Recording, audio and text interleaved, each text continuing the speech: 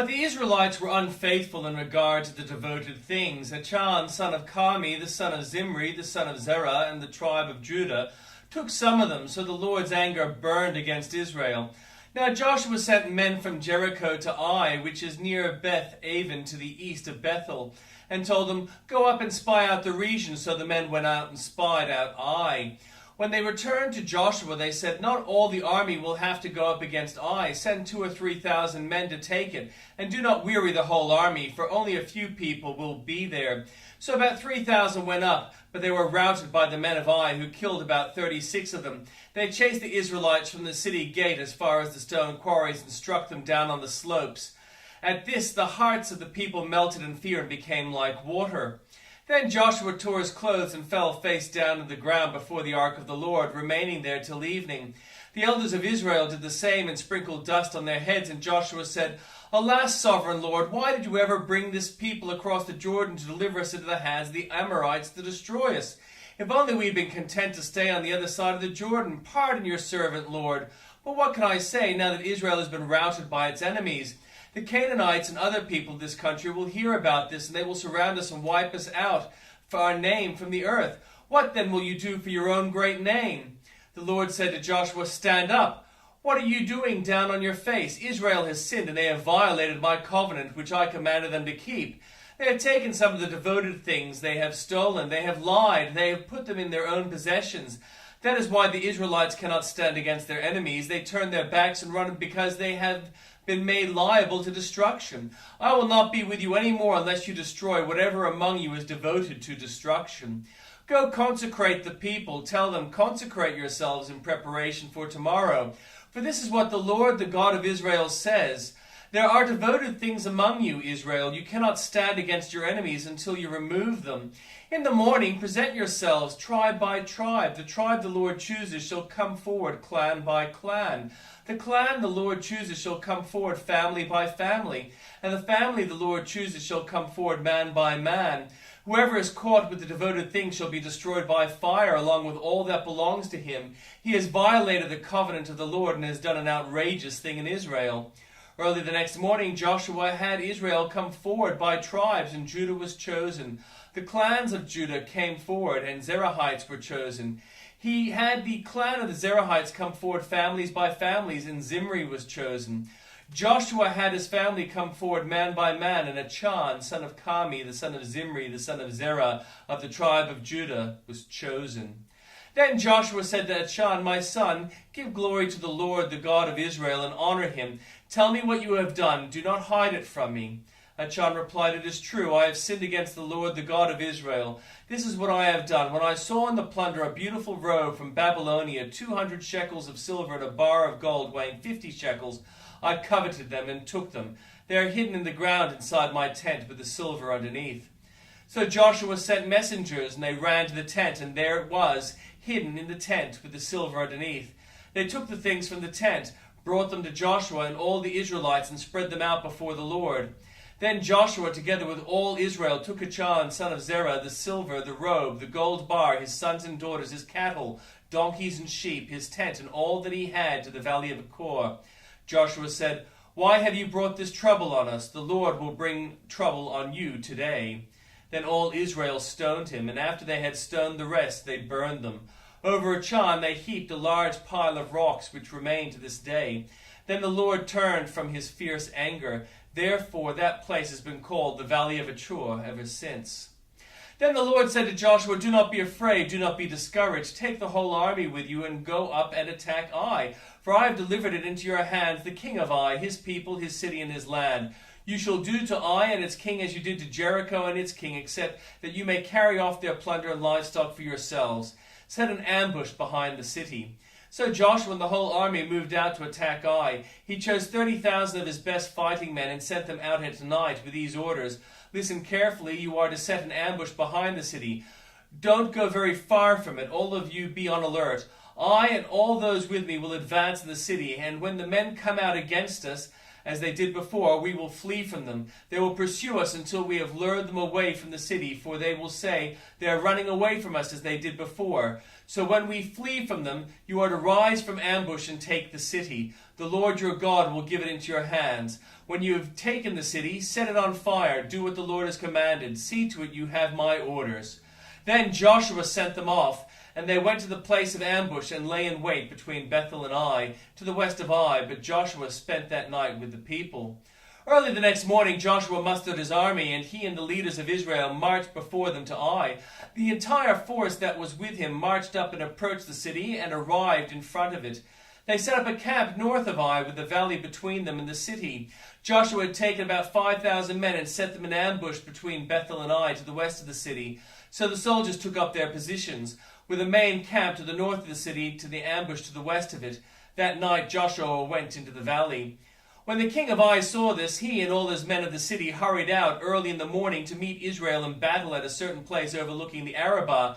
But he did not know that an ambush had been set against him behind the city.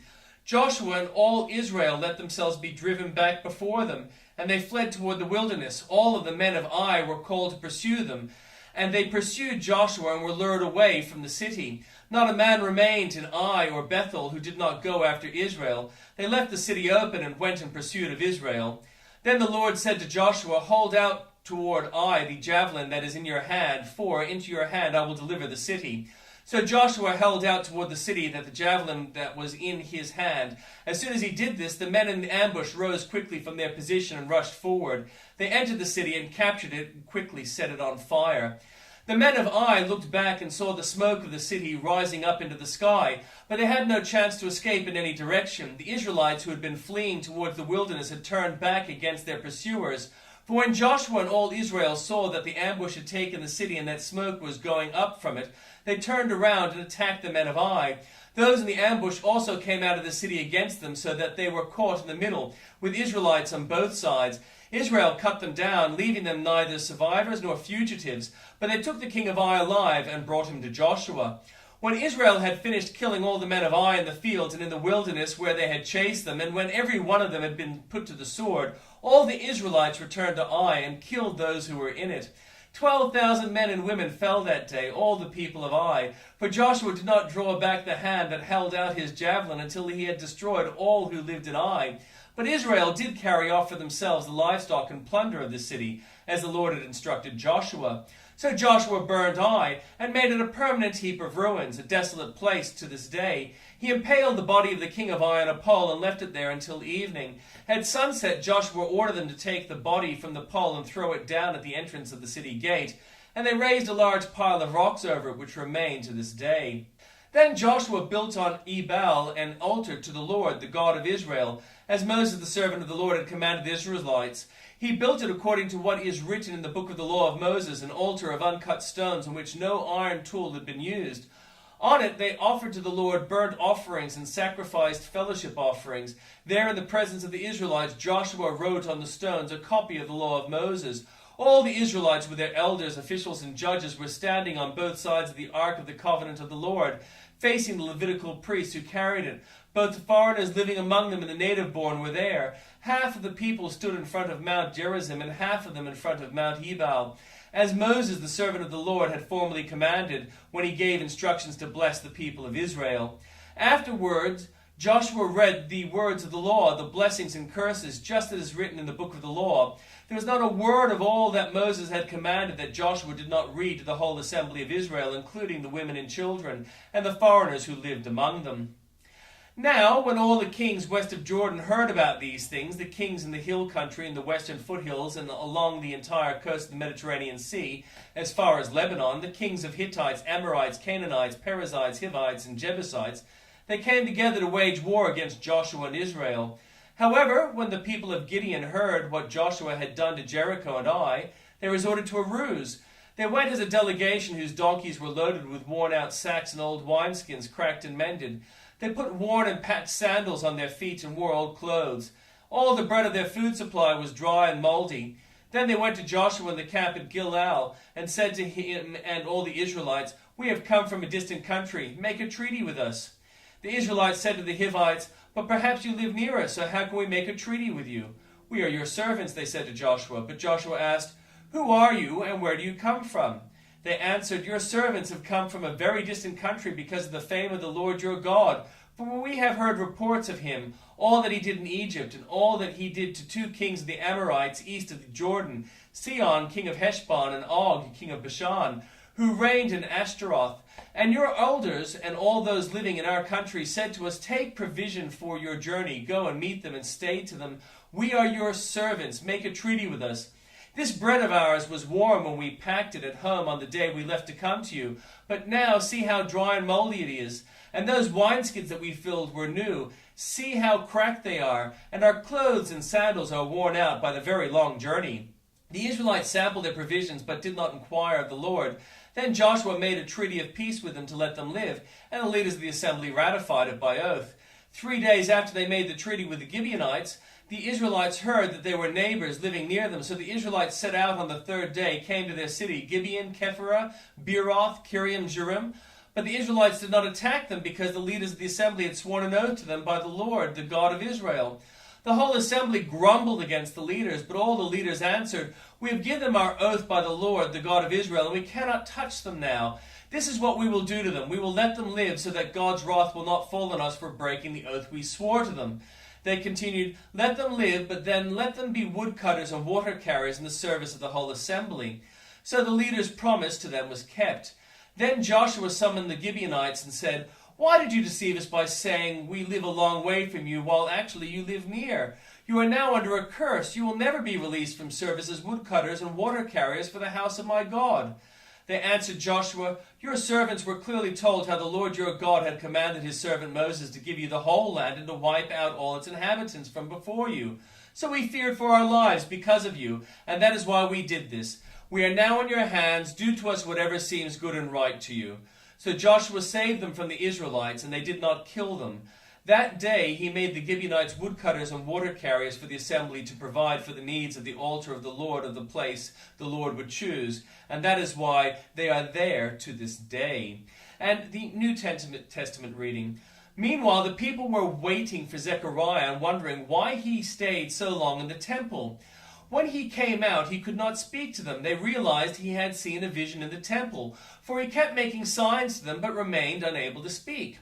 When his time of service was completed, he returned home. After this, his wife Elizabeth became pregnant and for 5 months remained in seclusion.